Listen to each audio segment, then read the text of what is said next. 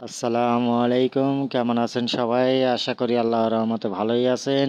আমরাও আপনাদের দোয়ায় ভালো আছি। সবাই মিলে বসেছিলাম, হঠাৎ করে দেখি শক্তি নুডলস রান্না করে নিয়ে এসেছে। তাই বসে গেলাম আমরা সবাই নুডলস খাওয়ার জন্য। তাই ভাবলাম একটু ভিডিও করে আপনাদের মাঝে শেয়ার করি। আর নুডলসে ছিল গরুর মাংস, তাই নুডলসটা অনেক মজার হয়েছে। সেই স্বাদ না বললেই নয়, চলেন ভিডিওটি দেখে আসি।